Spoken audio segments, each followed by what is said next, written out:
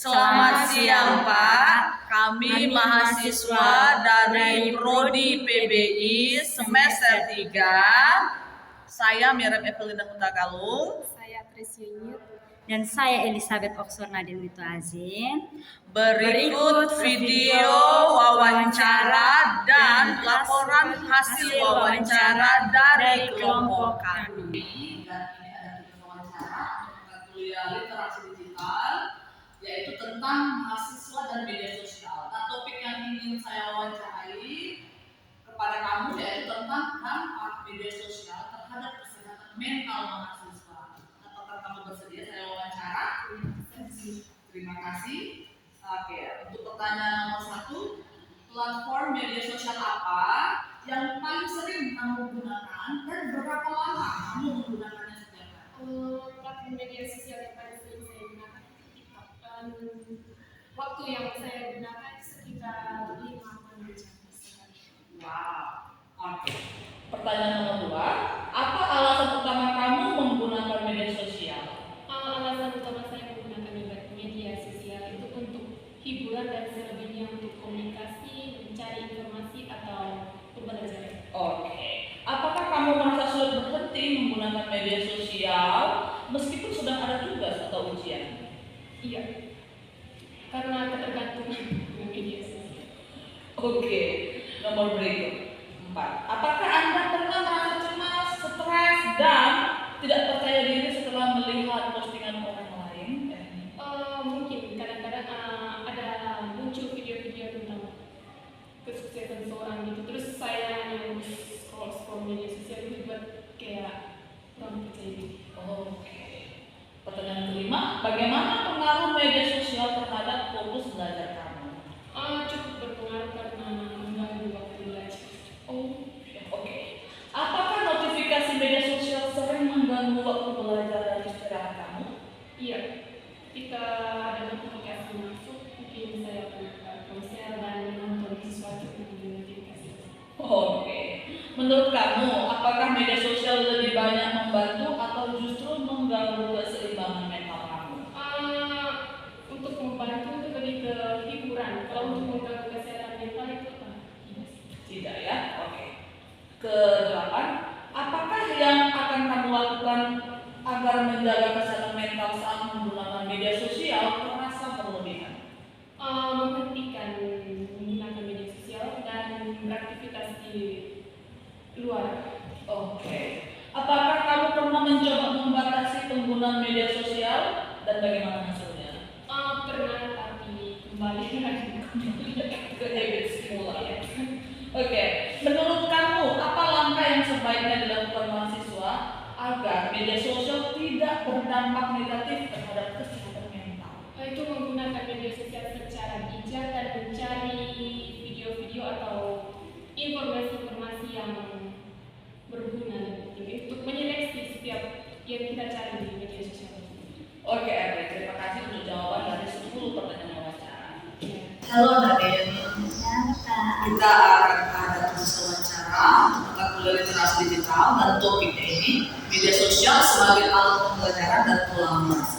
Saya memiliki 10 pertanyaan wawancara. Apakah kamu bersedia diwawancarai? Ya, saya bersedia. Nomor 1, bagaimana kamu memandang peran media sosial dalam dunia pendidikan saat ini?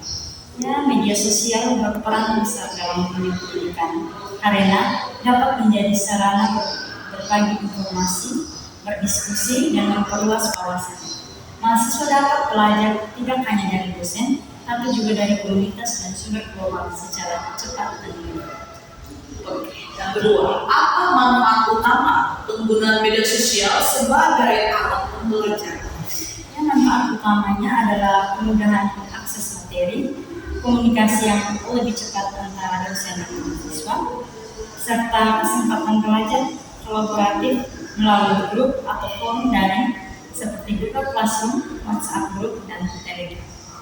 Nomor 3, bagaimana media sosial dapat mendorong kolaborasi antar mahasiswa?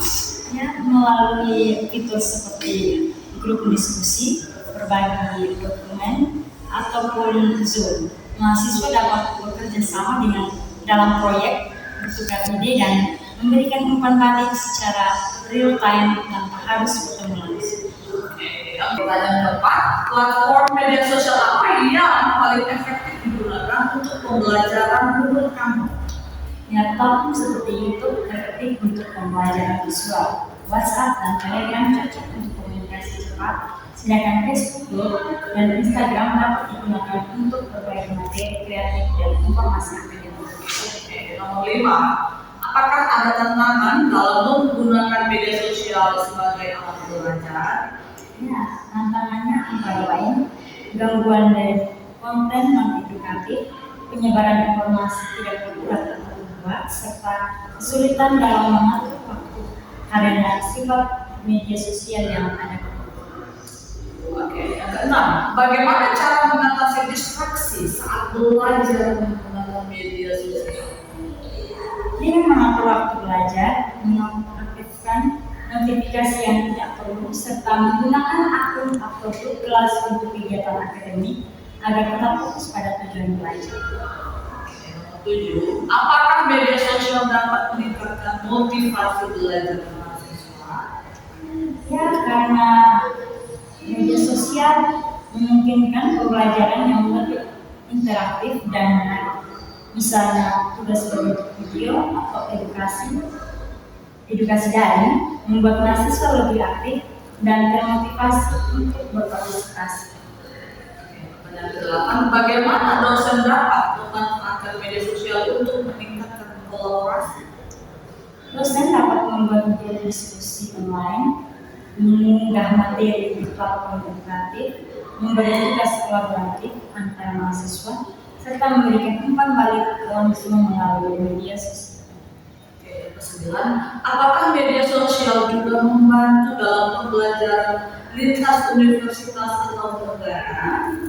Tentu bisa, karena media sosial membuka peluang kolaborasi global. Mahasiswa dapat berinteraksi dengan pelajar dari universitas lain, berbagi proyek internasional, dan memperluas jaringan akademik tanpa batas geografis. Oke, yang terakhir, menurut kamu apakah media sosial akan terus digunakan dalam sistem pembelajaran masa depan? Ya, karena media sosial telah menjadi bagian dari gaya hidup digital generasi muda, dan pemanfaatan yang bijak media sosial akan terus menjadi jembatan antara pendidikan formal dan pembelajaran mandiri di masa depan. Terima kasih kalian untuk atas jawabannya.